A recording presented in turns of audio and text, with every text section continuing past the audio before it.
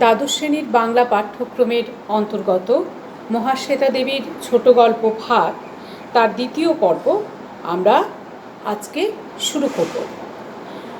আগের দিন আমরা যে পর্যন্ত পড়েছিলাম সে পর্যন্ত আমরা দেখেছিলাম যে মাতলার বন্যায় উৎসব নাইয়ার ঘরবাড়ি সব ভেসে গেছিল, তার একটা বর্ণনার মধ্যে আমরা ছিলাম। সেই বছর 3 রকমের ধানেই মড়ক লেগেছিল এবং প্রচণ্ড অভাবের মধ্যে দিয়ে চলছিল এই নিভুই পরিবারগুলি। নিভুই মানে যাদের নিজেদের কোনো জমি জায়গা নেই, অন্যের জমিতে যারা মজুরের কাজ করে জীবিকা নির্বাহ করে, সেই মানুষগুলোর খুবই দুর্দশার মধ্যে পড়েছিল। এরপর কি হচ্ছে সেটা আমরা দেখি।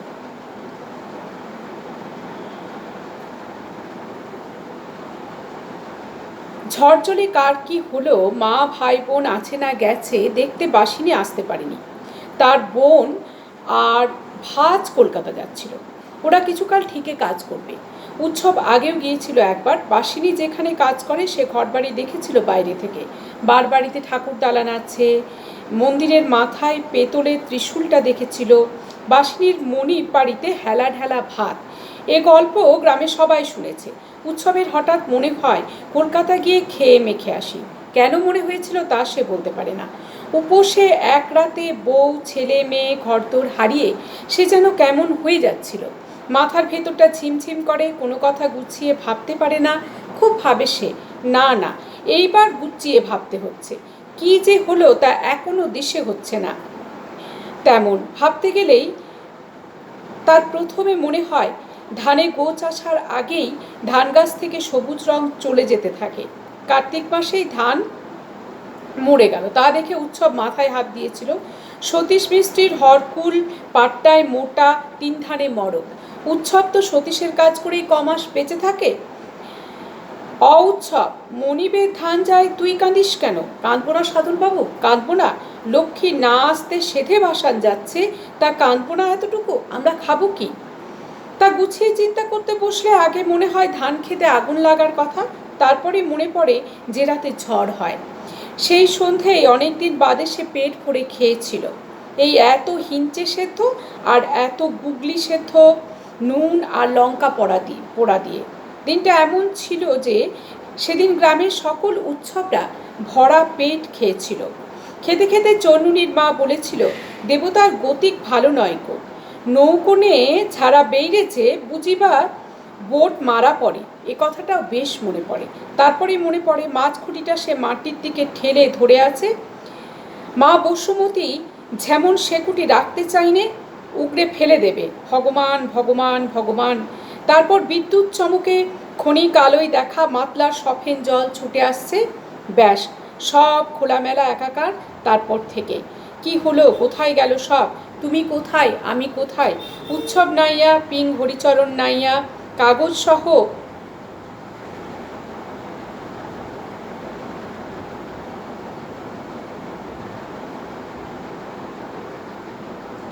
কৌটোটা কোথায়? বড় সুন্দর কৌটোখানি গো।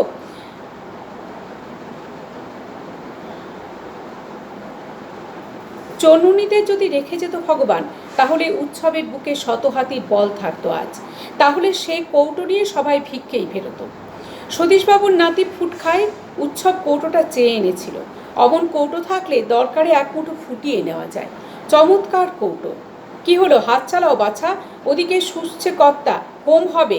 তা কাঠগুলো দাঁড়িয়ে দেখছো? বড় পিসিমা খনখড়িয়ে ওঠে। বড় খিদে লেগেছে মা গো। এই শোনো কথা, ভাত নামলেও খাওয়া নেই এখন। তান্ত্রিকের নতুন বিধান হলো সর্বস্ব বেঁধে রাখো, হোম হলে খেও। তুমি হাত চালাও। উৎসব আবার কাঠ কাটতে থাকে। প্রত্যেকটি কাঠ 1.5 হাত লম্বা হবে। ধারালো কাটারিটি সে তোলেও নামায়। ফুটন্ত ভাতের গন্ধ তাকে বড় উতলা করে। এদিক ওদিক চেয়ে বাসিনী ঝুড়ি বোঝায় শাক নিয়ে উঠোনে ধুতে আসে। ঝপ করে একটা ঠোঙা তার হাতে দিয়ে বলে, ছাতু খেয়ে জল খেয়ে এসো রাস্তার কলথে হতে। দেরি করো না মোটে। পিশাচের বাড়ি কেমন তা জানুনি দাদা, গরিবের গতর এরা সস্তা দেখে। কে মরতেছে? হ্যাঁ বাসিনী, তেকেলে বুড়ো বাড়ির কর্তা মরবে না? ওই যে ঝোমের যোগান দিচ্ছে ওই মুটকি ওনার খাসছি। কর্তা মরে পড়ে ওকে 7 নাতি না মেরেছি তো আমি বাসিনী নই। সেকেলে বুড়ো মরছে তার জন্যই হোম।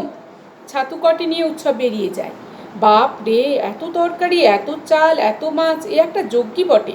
সব নাকি বাদার দৌলতে। সে কোন বাদা? উৎসবের বাদায় শুধু গেগলি, গেরি, কচি শাক, শুকনো শাক। উৎসব ছাতুটুকু একটু খায়, মিষ্টির দোকানে ভাঁড় চেয়ে নিয়ে জল খায়। ছাতু নাকি পেটে পড়লে ফুলে ফেঁপে ওঠে। তাই হোক, পেটের গহ্বর ভরুক, কিন্তু সাগরের শিশির পড়ে, উৎসব টের পায় না কিছু। সে আবার ফিরে আসে। কোথা গেছলে? একটু বাইরে গেলাম মা।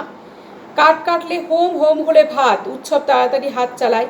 মেজ বউ চেঁচিয়ে ওঠে, খাবার ঘর মুছেছ বাসিনী? সব রান্না তুলতে হবে। বাসিনী বলে, মুছিছি। বড় বউ হেঁকে বলে, সব হয়ে গেল? মাছের ঘরে সব হলো। এসব কথা শুনে উৎসব বুকে বল পায়। ভাত খাবে সে, ভাত। আগে ভাত খাবে, জিভে ভাতের সোয়াদ নেবে। আসার সময় গা যাওয়াতে বলেছিল, কলকাতা ছাড়ছ যখন তখন কালীঘাটে ওদের ছড়া ছেড়ে দিও। অপঘাতে গেছে ওরা। হ্যাঁ, তাও করবে উৎসব। মহানাথ সৎপতি তো এলো না। এলে পরে নদীর পাড়ে সারবন্দি ছড়াত হবে। উৎসব কালীঘাটে ছড়াত সারবে। সতীশবাবু বলেছে উৎসবের মতিচ্ছন্ন হয়েছে বই তো নয়। বউ ছেলে মেয়ে অপঘাতে বলল, মানুষ পাগল হয়ে যায়। উৎসব ভাত ভাত করছে দেখো। তাহলে সে বছর খরা। উৎসব সতীশ মিস্ত্রির জমিতে কাজ করে। সতীশ মিস্ত্রির 3 রকমের ধানেই মড়ক লেগেছে। উৎসবের মনে পড়ে যেদিন তার ঘরবাড়ি সব ভেসে গেল, সেদিন সন্ধেই সেই পাড়ার সবাই পেট ভরে খেয়েছিল। কারণ বৃষ্টি হওয়ার পরে হেলেঞ্চে শাক, গুগলি সেদ্ধ, নুন দিয়ে ভাত খেয়েছিল তারা। তারপরেই ঝড় বৃষ্টি বাড়তে থাকে। উৎসবের মাটির বাড়ির যে খুঁটি সেটা দুলতে থাকে। উৎসব জোর করে সেটাকে চেপে ধরেছিল।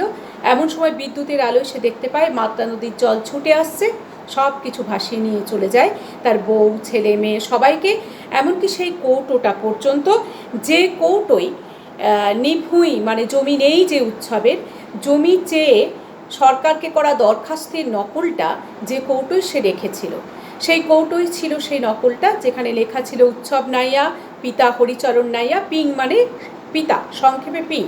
হরিচরণ নাইয়া যে কৌটোই লেখা ছিল, সেই কৌটোটাও সেই বানের চলে ভেসে গেল।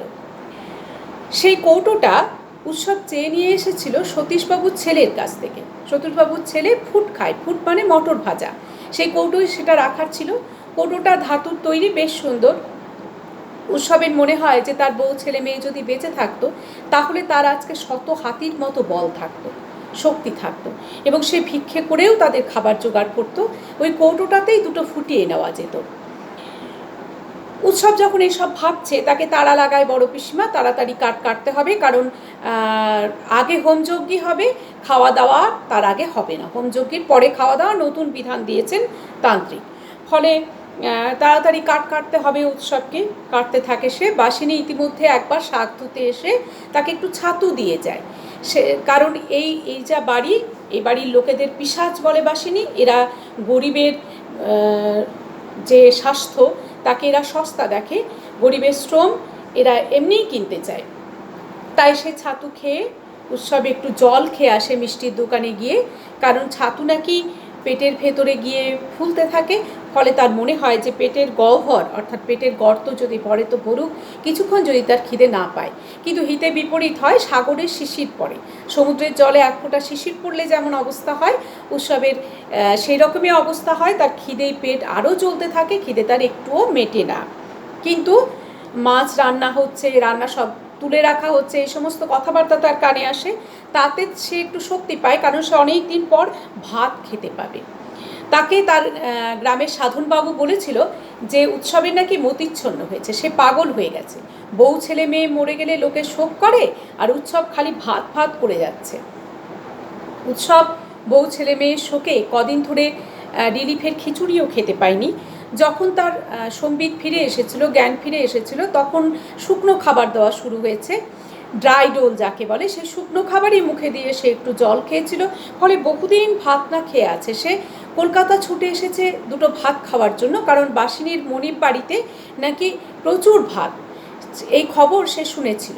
বাসিনীর ভাজ আর বোন তারা এসেছিল গ্রামে খোঁজ খবর নিতে তাদের সাথেই উৎসব চলে এসেছে কলকাতায়। তার মনে হয়েছিল দুটো দিন সে একটু খেয়ে পড়ে তারপর গ্রামে ফিরে যাবে। সাধনবাবু বলেছিলেন যে তার বউ ছেলে মেয়ে অপঘাতে মরেছে, তাদের শ্রাদ্ধ করতে হবে। মহানাম সৎপতি যারা মারা গেছে বন্যায় তাদের সবার একসাথে শ্রাদ্ধ করবে নদীর পাড়ে। কিন্তু মহানাম সৎপতি আসতে দেরি করেছিল বলে উৎসব চলে এসেছে কলকাতায়, এবং সে ভাবছে যে সে কালীঘাটেই ওদের শ্রাদ্ধ সেরে নেবে। আমরা আর এ পর্যন্ত যা যা হতে পারে 1 নম্বরের প্রশ্ন আমরা একটুখানি ফিরে দেখে নিই।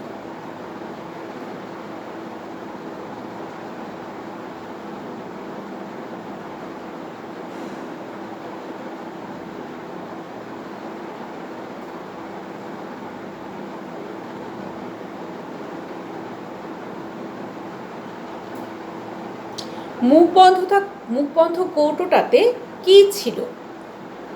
ছিল ভূমিহীন উৎসবের জমি চেয়ে সরকারকে করা দরখাস্তের নকল। সেই উৎসবের পিতার নাম কি? পিতার নাম হরিচরণ নাইয়া। উৎসব কৌটোটা কার কাছ থেকে নিয়ে এসেছিল? সতীশবাবুর ছেলের কাছ থেকে।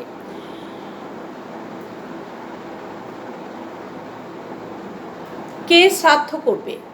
মহানাম সৎপতি শ্রাদ্ধ করবে। বাসিনীর কে কে কলকাতা যাচ্ছিল? বাসিনীর বোন আর ভাজ কলকাতা যাচ্ছিল। কেন কলকাতা যাচ্ছিল? সেখানে কিছুদিন ঠিকে ঝিয়ের কাজ করবে বলে, লোকের বাড়িতে বাড়িতে কাজ করবে বলে।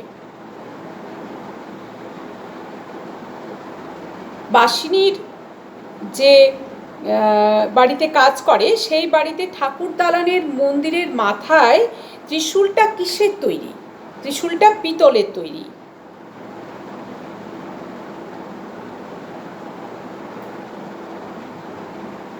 উৎসব কার জমিতে কাজ করত? সতীশ মিস্ত্রির জমিতে। কোন কোন 3 ধরনের ধানে মড়ক লেগেছিল? হরকুল, পাটনাই আর মোটা। উৎসব কাঁদছিল কেন? ধানে মড়ক লেগেছিল। মা লক্ষ্মী অর্থাৎ যিনি সম্পদের দেবী, তিনি না আসতেই বিসর্জন চলে যাচ্ছেন, গরিব মানুষগুলো না খেতে পেয়ে মরবে, উৎসবও তাদের মধ্যে, তাই সে কাঁদছিল।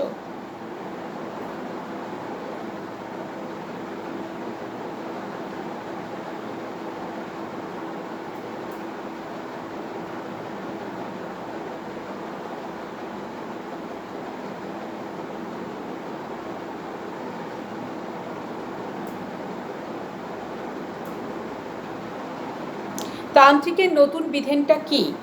তান্ত্রিকের নতুন বিধান হলো হোম হওয়ার পরে খাওয়া হবে। পুরনো বিধান কি ছিল? পুরনো বিধান ছিল যে আগে তাড়াতাড়ি খেয়ে নিতে হবে, তারপর হোম হবে। প্রত্যেকটা কাঠ কতটা লম্বা হবে? প্রত্যেকটা কাঠ 1.5 হাত লম্বা হবে। কি দিয়ে কাঠ কাটছিল উৎসব? কাটারি দিয়ে। বাসিনী কি করতে এসেছিল উঠোনে? ঝুড়ি বোঝায় শাক ধুতে। বাসিনী উৎসবকে কি খেতে দিয়েছিল? ছাতু খেতে দিয়েছিল। গরিবের গতর এরা সস্তা দেখে, কে বলেছিল? বাসিনী। টেকেলে বুড়ো কাকে বলা হয়েছে? বাড়ির কর্তাকে। কোথা থেকে জল খায় উৎসব? বৃষ্টির দোকান থেকে। সাগরে শিশির পড়ে, কেন বলা হয়েছে? উৎসবের প্রচণ্ড খিদে পেয়েছিল, ওইটুকু ছাতুতে তার পেট ভরেনি, তাই একথা বলা হয়েছে।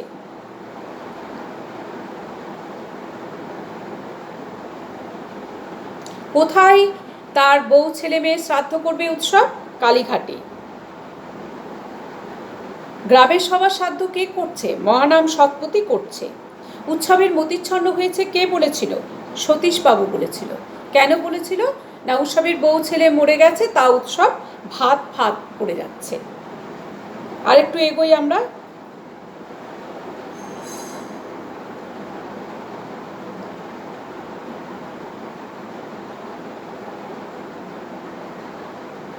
তুমি কি বুঝবে সতীশবাবু?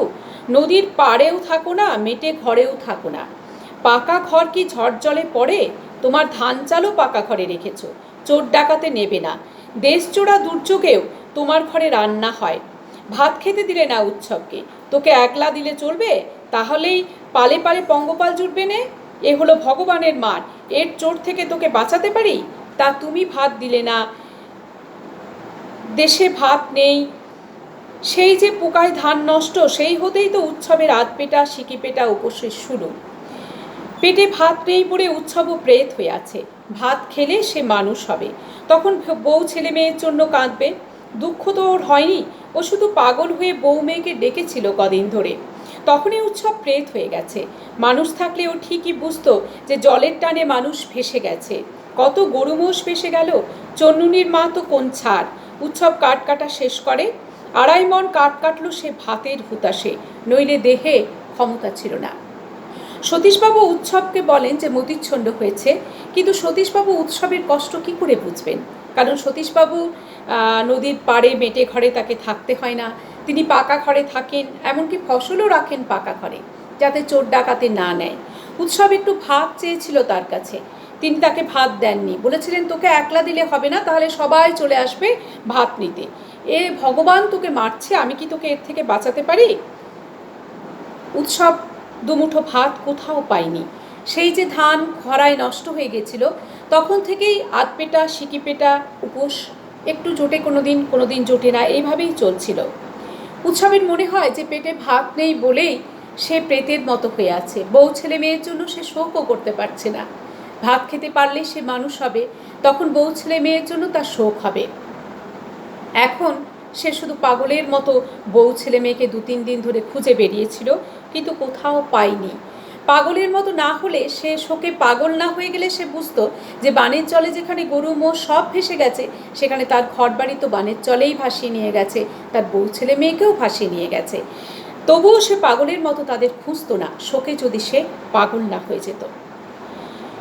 সে উৎসব 2.5 মণ কাঠ কেটে ফেললো শুধু ভাত খাবার জন্য। 5 ভাগে কাঠ রেখে আসে দালানে। উঠোনে কাঠের কুচো টুকরো সব ঝুড়িতে তুলে উঠোন ঝাড় দেয়। তারপর বড় পিসিমাকে দেখতে পেয়ে শুধু ওই মা, বাইরে যেয়ে বসবো। বড় পিসিমা তখনই জবাব দেয় না, কেননা তান্ত্রিক হঠাৎ ওং হ্রিং ঠং ঠং ভো ভো রো শ্রীনু শ্রীনু বলে গর্জে উঠে রোগকে দাঁড় করান। কালো বিড়ালের লোভে রোগকে বেঁধে ফেলেন ও হোম শুরু করেন। একই সঙ্গে ওপর থেকে নার্স নেমে এসে বলে, ডাক্তারকে কল দিন। বড় মেজো ছোট ঘুম ভাঙা চোখে বিরস মুখে হোমের ঘর থেকে বেরিয়ে যায়। বাসিনী উৎসবকে বলে, তুমি ছেয়ে বাইরে বসো দাদা, নাম অন্তর বললে বটে, যেমন হাঁকুর পারলে অমনি কর্তার টাল দিলে। কর্তার দেহ থেকে বাদ্যিটা হ্যাচড় প্যাচড় করে বেইরে এলো। চান করবে তো করে নাও। কেন? এখন চান করবো না, মাথায় জল পড়লে পেট মানতে চায়নি মোটে। বাইরে এসে উৎসব শিব মন্দিরের চাতালে বসে। কেমন মন্দির, কেমন চাতাল, বাপরে, এসব নাকি বাদার দৌলতে। সে বাদাটা কোথায়? ভাত তো খায়নি উৎসব অনেক দিন। ভাত খেয়ে দেহে শক্তি পেলে উৎসব সেই বাদাটা খুঁজে বের করবে। উৎসবের মতো আরও কত লোক আছে দেশে, তাদেরও বলবে। মন্দিরের চাতালে তাস পেটে 3টি ছেলে। তারা বলে, বুড়োকে বাঁচিয়ে তুলতে হোম হচ্ছে। ফালতু। কি ফালতু? বেঁচে থেকে ও কতদিন জীবন পাবে? 100? যত সব ফালতু। উৎসব চোখ বোঝে, এমন যজ্ঞের পরেও বুড়ো কর্তা বেশি দিন বাঁচবে না। কি কাণ্ড! মাতলা নদী যদি সে রাতে পাগল হয়ে মাতাল মাতনে উঠে না আসে, তো উৎসবের বউ চন্নুনি ছোট খোকা অনেক দিন বাঁচে। উৎসবের চোখের কোলে জল গড়ায়, ভাত খাবে আজ। সেই আশাতেই প্রেত উৎসব মানুষ হয়ে গেল নাকি? বড় ছেলে ছোট খোকার কথা মনে হতে চোখে জল এলো হঠাৎ। অন্নলক্ষ্মী অন্নলক্ষ্মী, অন্নই লক্ষ্মী ঠাকমা বলতো। ঠাকমা বলতো, রন্ন হলো মা নক্কি। কি হে, কাঁদছ কেন? আমারে শুধোচ্ছেন বাবু? হ্যাঁ হে। তাহলে উৎসব কাঠ কেটে 5 ভাগে রেখে এলো দালানে। কাঠের কুচো সব তুলে ঝাঁটটার দিয়ে পরিষ্কার করে সে বড় পিসিমাকে জিজ্ঞেস করলো যে বাইরে গিয়ে বসবে কিনা। বড় পিসিমা তখনই উত্তর দিলেন না, কারণ সেই মুহূর্তেই তান্ত্রিক চিৎকার করে উঠলেন মন্ত্র পড়ে, এবং তিনি নাকি রোগকে দাঁড় করালেন, কালো বেড়ালের লোমে তাকে বেঁধে ফেললেন, ইত্যাদি ইত্যাদি। আর সেই মুহূর্তেই উপর থেকে নার্স নিচে নেমে এসে বলল, ডাক্তারকে ডাকতে হবে, কারণ বুড়ো কর্তার অবস্থা ভালো না। বড় ছোট মেজর ছেলে ঘুম ভাঙা চোখ নিয়ে কোনো রকমে ডাক্তার ডাকতে বেরিয়ে গেল। আর বাসিনী উৎসবকে বলল যে তুমি বাইরে গিয়ে বসো। এমন মন্ত্র পড়েছে যে বড় কর্তার প্রায় শেষ সময় হয়ে এসেছে, একটু স্নান করে নিলেও পারতে বাসিনী বলল। কিন্তু উৎসব স্নান করতে চায় না, কারণ স্নান করলে তার খিদে আরও পেয়ে যাবে। সে গিয়ে কোথায় বসলো? সে বড় বাড়ির শিব মন্দিরের চাতালে গিয়ে বসলো। সেখানে কয়েকজন ছেলে তাস খেলছিল। তারা বলল যে বুড়ো কর্তাকে বাঁচানোর জন্য হোমযজ্ঞী হচ্ছে, ফালতু এ সমস্ত কাজকর্ম, কতদিন সে বাঁচবে ওই বুড়ো? 100 দিন। উৎসবের মনে হলো যে এত হোমযজ্ঞী করেও বুড়ো কর্তা বেশি দিন বাঁচবে না। তার ছোট খোকা চনুরির মা মাতা নদীতে বন্যা না হলে অনেক দিন বাঁচত। উৎসব ভাত খাবার আশাতে তার চোখে জল এলো। তার মনে হলো যে ভাত খাবার আশাতেই সে বোধহয় প্রেতের থেকে মানুষ হয়ে গেছে। প্রেত মানে পিশাচ, মানুষ মরে যাওয়ার পরে ভূত প্রেত ইত্যাদি হয় আমাদের বিশ্বাস অনুযায়ী। তার মনে হলো যে ঠাকমা বলতো যে অন্নই হলো লক্ষ্মী, তারা খেতে পেলে অনেক দিন বাঁচত, মাতা নদীর বন্যায় ভেসে না গেলে অনেক দিন বাঁচত। বুড়ো কর্তা এত হোমযজ্ঞ করেও আর বেশি দিন বাঁচবে না। এ পর্যন্ত যা 1 নম্বরের প্রশ্ন হবে এমসিকিউ, আমরা একটু দেখে নিই।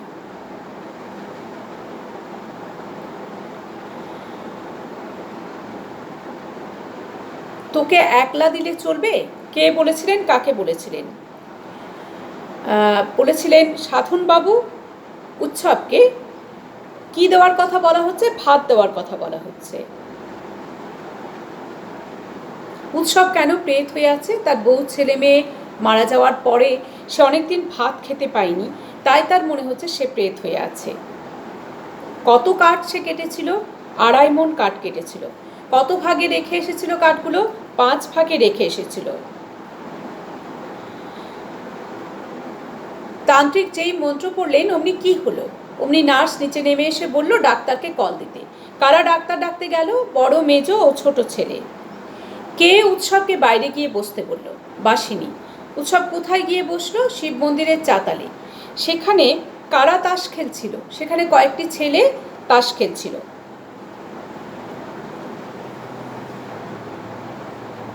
এগোই আরেকটু আমরা।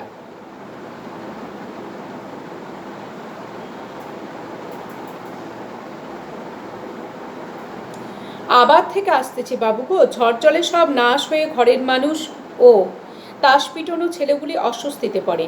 বয়স্ক ছেলেটি বলে ঠিক আছে ভাই, ঘুম এসো। উৎসব সত্যি সত্যিই ঘুমিয়ে পড়ে। ঘুমিয়ে থাকে সে অনেকক্ষণ।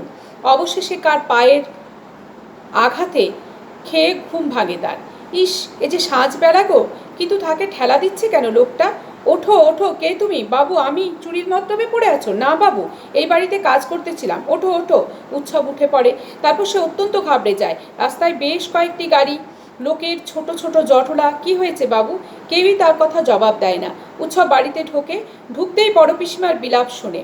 তোমার ছোট বেয়ায় কি ডাকাতে সন্ন্যাসী আনলো গো দাদা, যজ্ঞী হলো আর তুমিও মরলে। দাদা, তুমি যে 82তে যাবে তা কে জানতো বলো গো? তোমার যে 98 বছর বেঁচে থাকার কথা গো দাদা। বাসিনীকে দেখতে পায় না উৎসব, তবে খুব কর্মব্যস্ততা দেখে। কীর্তন না এলে বেরুনো নেই, কে যেন বলে। কীর্তন কি বলছিস বড় খোকা? বোনরা আসুক, দিদিরা আসুক, বড় পিসিমা বলেন। চন্দন বাড়ছ কেউ? খাটের টাকা কে নিয়েছে? বাগবাজারে ফোন করেছো? ফর্দটা দেখে দাও দেখি কেউ। খই ফুল ধুতি সব বস্তর। উৎসব পাঁচিলের গায়ে সিটিয়ে লেপটে দাঁড়িয়ে থাকে। কত যে সময় যায়, কত কি যে হতে থাকে। মস্ত খাট আসে, রাতে রাতে বের করতে হবে, রাতে রাতে কাজ সারতে হবে, নইলে দোষ লাগবে। অনেক তোড়জোড় হয়। মেয়েরা বসে কাঁদে। হোমযজ্ঞ করেও বুড়ো কর্তার পানটা যে রইল না, তাতে তান্ত্রিককে এতটুকু কুণ্ঠিত দেখা যায় না। তিনি লাইন করে ফেলেন তার। ফলে বড় পিসিমা চেঁচিয়ে বলতে থাকেন, 3 ছেলে হোম থেকে উঠে গেল যে, এসব কাজে বিঘ্নি পড়লে রক্ষে আছে? এ কথার আলোচনায় খুব সরগরম হয় বাড়ি। শোকের কোনো ব্যাপার থাকে না, বাড়ির উনুনই জ্বলবে না। রাস্তার দোকান থেকে চা আসতে থাকে। অবশেষে রাত 1টার পর বুড়ো কর্তা বোম্বাই খাটে শুয়ে নাচতে নাচতে চলে যান। পেশাদারী সব বাহকেরা আধা দৌড় দেয়। ফলে কীর্তন দলও দৌড়তে বাধ্য হয়। বড় পিসমা বলেন, বাসিনী সব বস্য রান্না পথে ঢেলে দিকে যা, ঘর তোর মুক্ত কর সব। বৌরা যাও না, দাঁড়িয়ে বা রইলে কেন? উৎসব বলে সে আবাদ থেকে আসছে, অর্থাৎ নোনা জলের যে নিম্ন জলাভূমি সেখান থেকে সে আসছে। বানের জলে তার ঘরের মানুষজন ভেসে গেছে। তাস পিটনো ছেলেগুলো তাকে ঘুমোতে বলে। উৎসব ঘুমিয়ে পড়ে। পরে একজনের পায়ে ধাক্কা লেগে যখন তার ঘুম ভাঙে, তখন সে দেখে যে অনেক গাড়ি, অনেক ধরনের কথাবার্তা হচ্ছে। তার কথার সে সবাইকে জিজ্ঞেস করে কি হয়েছে, তার কথার উত্তর কেউ দেয় না। শুনে পিসিমা কাঁদছে যে তার 82 বছরেই তার দাদা চলে গেল, তার বাবা চলে গেল, তার তো ৯৮ বছরে, তার দাদা চলে গেল, তার তো ৯৮ বছরে যাওয়ার কথা। কীর্তন, বাগবাজারে ফোন ইত্যাদিতে নানা ধরনের কথাবার্তা উৎসব শুনতে পাচ্ছে, সে ভয়ে সিটিয়ে থাকে। এরপরে নানান ধরনের আলোচনা হয় যে তান্ত্রিকের কাজে বিঘ্ন ঘটার জন্যই এমনটা হলো, পিসিমা বলেন। এরপরে রাস্তার দোকান থেকে চা আসতে থাকে এবং রাত ১টার সময় বড় খাটে করে যারা পেশাদার শববাহক, অর্থাৎ টাকা দিয়ে যারা সব নিয়ে যায়, মৃতদেহ নিয়ে যায় পোড়াতে, তারা এসে বুড়ো কর্তার মৃতদেহ নিয়ে শ্মশানে যায়। আর বড় পিসিমা বলেন রান্না সব রাস্তায় ঢেলে দিতে, কারণ অসহ্য হয়ে গেছে, ওই রান্না আর খাওয়া যাবে না। দেখে নিই এই পর্যন্ত কি কি ১ নম্বরের প্রশ্ন হতে পারে। কি করে উৎসবের ঘুম ভাঙল? একজন লোকের পায়ের ঠেলা খেয়ে। উৎসব কোথায় ঘুমোচ্ছিল? বড়বাড়ির শিব মন্দিরের চাতালে। বড় পিসিমা কত বছর বাঁচার কথা বলছিল বুড়ো কর্তার? ৯৮ বছর।